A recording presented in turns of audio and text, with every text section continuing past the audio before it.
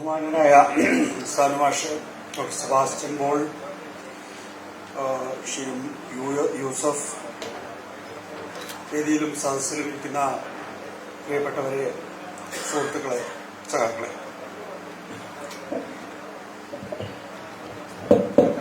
ഞാനൊരു പ്രസംഗത്തിനോ അല്ലെങ്കിൽ വേദിയിൽ കയറാനോ പോലും വന്ന ആളല്ല.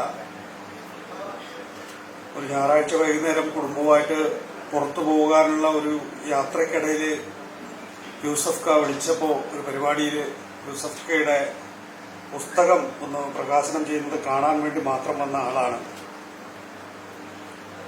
എന്നെ സംബന്ധിച്ച് ഒരുപക്ഷെ ഒരു കാലഘട്ടത്തിലെ കേരളത്തിന്റെ തലസ്ഥാനം എന്ന് നമുക്ക് നിസ്സംശയം വിശേഷിപ്പിക്കാൻ കഴിയുന്ന ഒരു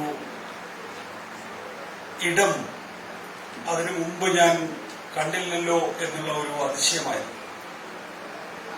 ഇവിടെ വരുമ്പോ എന്റെ തൊട്ടുമുന്നിൽ HMT ഉണ്ട്, അപ്പോളോ ഉണ്ട്, ഫാക്ട് ഉണ്ട്, ഒട്ടനവധി വ്യവസായശാലകൾ. ഇതൊക്കെയായിരുന്നു ഞാൻ എന്റെയൊക്കെ സ്കൂൾ വിദ്യാഭ്യാസ കാലഘട്ടത്തില് സ്കൂളില് പൊതിയിടാൻ ഉപയോഗിക്കുന്ന കലണ്ടറുകൾ എന്ന വർണ്ണചിത്രങ്ങളിലൂടെ ഞാൻ യഥാർത്ഥത്തിൽ ഒരു വ്യവസായ ലോകത്തെ കണ്ടിരുന്നത്. സ്വാഭാവികമായും നമ്മൾ കേൾക്കുന്ന കഥകളിലെല്ലാം തന്നെയും കളമശ്ശേരിയും ആലുവയും എടപ്പള്ളിയും ഒക്കെ ഉണ്ടായിരുന്നു.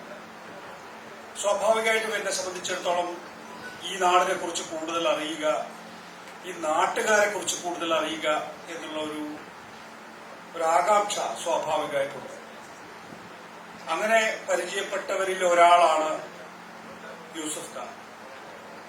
യൂസഫ് ഖയെ സംബന്ധിച്ചിടത്തോളം നമുക്കങ്ങനെ സാധാരണഗതിയിൽ നമ്മളെല്ലാം തന്നെയും, ഞാൻ അടക്കമുള്ള ആളുകളൊക്കെ തന്നെയും ഇപ്പൊ സാനുമാഷോടെ ചൂണ്ടിക്കാണിച്ചതുപോലെ തന്നെ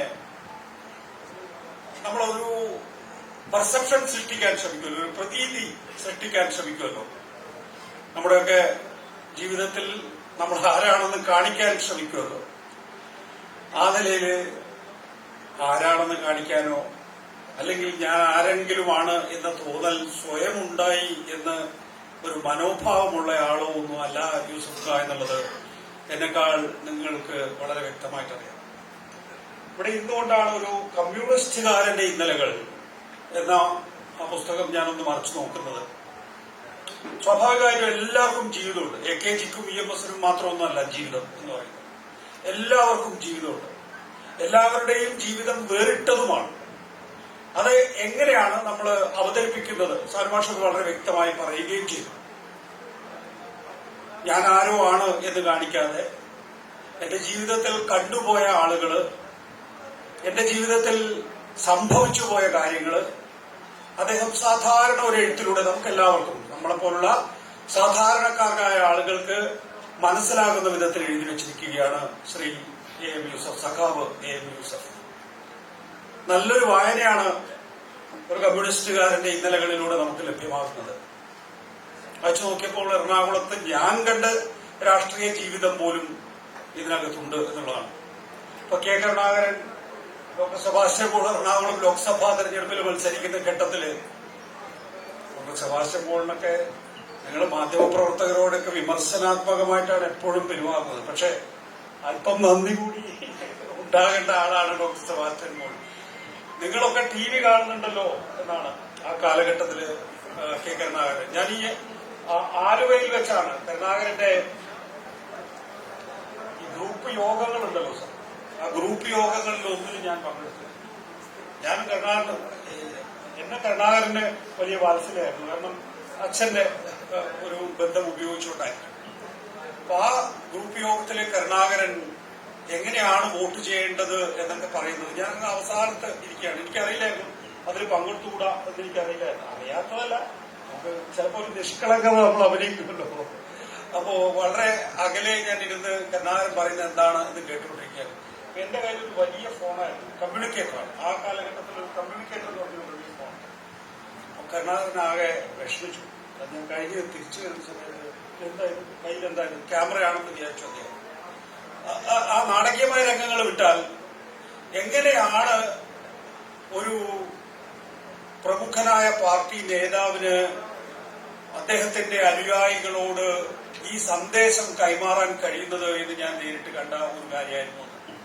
പിന്നീട് അദ്ദേഹം പബ്ലിക് നേരത്തെ ഈ പുസ്തകത്തിൽ തന്നെ പറഞ്ഞതുപോലെ തന്നെ ഷെയ്ഖ് യൂസഫ് ഒരു കമ്മ്യൂണിസ്റ്റുകാരുടെ ഇന്നലകളിൽ ചൂണ്ടിക്കാണിച്ചതുപോലെ തന്നെ എല്ലാവരും TV കാണുന്നവരല്ലേ, 24-ാമത്തെ അധ്യായം ആ കാര്യമാണ് അദ്ദേഹം വിശദീകരിച്ചത്.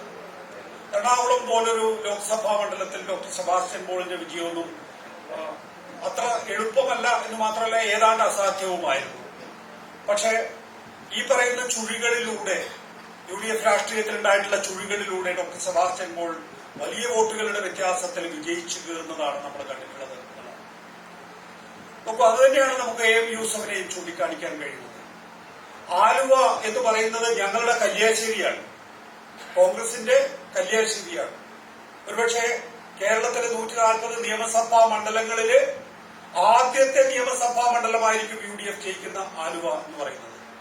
അവിടെ AM യൂസഫിനെ പോലെ ഒരു തൊഴിലാളി നേതാവ്, ഒരു സാധാരണക്കാരനായ കമ്മ്യൂണിസ്റ്റുകാരൻ വിജയിക്കുക എന്ന് പറയുന്നത് AM യൂസഫിന്റെ കൂടി മേന്മയാണ്, അദ്ദേഹത്തിന്റെ ലാളിത്യമാർന്ന ജീവിതമാണ്, അദ്ദേഹത്തിന്റെ പ്രതിഭയാണ് എന്ന് പറയുന്നതിൽ എനിക്കൊരു മടിയുമില്ല. അതുപോലെ തന്നെ കളമശ്ശേരി ഞാൻ ചൂണ്ടിക്കാണിച്ച പോലെ തന്നെ നമുക്ക് എല്ലാവർക്കും അറിയാവുന്നതുപോലെ തൊഴിലാളികളുടെ ഒരു വലിയ കൂട്ടായ്മയുള്ള പ്രദേശമാണെങ്കിൽ തന്നെയും UDFന് അപ്രമാദിത്വം സമീപകാലത്തുണ്ട്. അവിടെയും കളമശ്ശേരി നഗരസഭയിലും AM യൂസഫിന് വിജയം നേടാനും കളമശ്ശേരി നഗരസഭയുടെ ചെയർമാനാകാൻ കഴിഞ്ഞതിലും മറ്റൊന്നല്ല ഞാൻ കാരണമായി കാണുന്നത്. ഏതായാലും അതിനേക്കാൾ ഉപരിയായി നമുക്ക് ഒരിക്കൽ MLA ആയ ആൾ, ഒരിക്കൽ നിയമസഭാംഗമായ ആൾ സ്വാഭാവികമായും സമൂഹത്തില് അദ്ദേഹത്തിന്റേതായിട്ടുള്ള പ്രതാപം എടുത്തുകാട്ടിയാണ് ജീവിക്കുക എങ്കിൽ യൂസഫ് നമ്മളിൽ ഒരാളെ പോലെ, സാധാരണക്കാരനെ പോലെ ജീവിക്കുന്നു എന്നുള്ളത് അദ്ദേഹത്തിന്റെ കമ്മ്യൂണിസ്റ്റുകാരനെ തന്നെയാണ് തെളിയിക്കുന്നത്. വളരെ പ്രമുഖരായ ആളുകളുള്ള ഒരു വേദിയിൽ ഞാൻ കൂടുതൽ പ്രസംഗിക്കുന്നത് ശരിയല്ല. ഏതായാലും ഇവിടെ വരാനും യൂസഫിന്റെ ഈ പുസ്തക പ്രകാശനത്തിൽ പങ്കെടുക്കാനും ഒപ്പം തന്നെ നിങ്ങളെയൊക്കെ കാണാനും സാധിച്ചതിൽ വലിയ അനുഗ്രഹമായി ഞാൻ കാണുന്നു. ഒരു കമ്മ്യൂണിസ്റ്റുകാരന്റെ ഇന്നലകൾ നമ്മളെല്ലാം തന്നെയും പണം കൊടുത്ത് വാങ്ങേണ്ട കാര്യമാണ്. യൂസഫ് കായ്ക്ക് ഞാൻ എന്റെ പണം ഞാൻ കൊടുക്കുന്നുണ്ട്. നമ്മളെല്ലാം പണം കൊടുത്ത് വാങ്ങി അദ്ദേഹത്തിന്റെ പുസ്തകം കൈക്കലാക്കുക, വായിക്കുക എന്ന് മാത്രം അഭ്യർത്ഥിച്ചുകൊണ്ട് നിങ്ങളെ ഓരോരുത്തർക്കും ഇവിടെ എത്തിയ എല്ലാവർക്കും എന്റെ അഭിവാദ്യങ്ങൾ നേരുന്നു. ഒപ്പം തന്നെ ശ്രീ യൂസഫിന് വിജയാശംസകളും. നന്ദി.